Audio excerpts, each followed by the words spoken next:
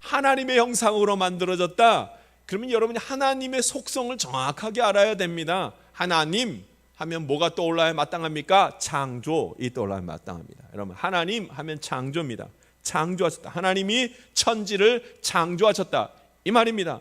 우리는 그 창조의 아름다움에 동참할 수 있게 지어졌다고 말하는 거예요. 창조의 아름다움에 그러니까 하나님의 형상으로 만들어졌다.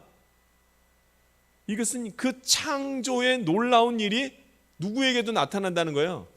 나에게도 나타난다는 얘기입니다. 하나님이 창조하셔서 혼돈과 공허 속에서 하나님이 질서를 만드시고 빛을 비추신 겁니다. 할렐루야. 그러니까 여러분, 하나님의 형상으로 창조된 사람들, 하나님의 형상을 회복한 사람은 혼돈과 공허 가운데 있는 것이 아니라 빛과 소망과 질서 가운데 있는 것입니다. 할렐루야. 자기의 능력은 노력해서 만들어지는 것이 아니라 원래부터 가지고 있는 게 있습니다. 하나님의 형상으로 만들어진 사람은 원래부터 가지고 있는 게 있죠.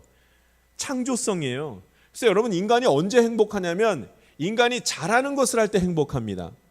인간이 하고 싶은 것을 할 때 행복합니다. 왜냐하면 인간은 하나님의 형상, 창조성을 가지고 태어났기 때문에, 만들어졌기 때문에 여러분, 잘하는 것을 해야 돼요. 하나님께서 인간에게 마음이라는 걸 주셨고 하나님이 인간에게 생각이라는 걸 주셨습니다.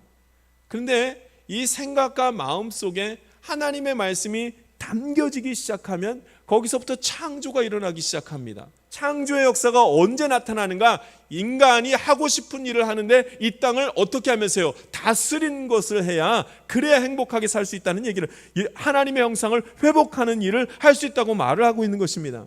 여러분, 창조 질서는 유지해 나가고 관리해 나가는 것입니다. 창조는 누구만 하시는 거예요? 하나님만 하신다니까요. 우리는 창조성을 갖고 있는 거지, 창조할 수 있는 것은 우리가 하는 것이 아니라 하나님이 하시는 거거든요. 이 일들이 있으려면 하나님이 세상을 창조하셨습니다, 이걸 믿어야 돼요.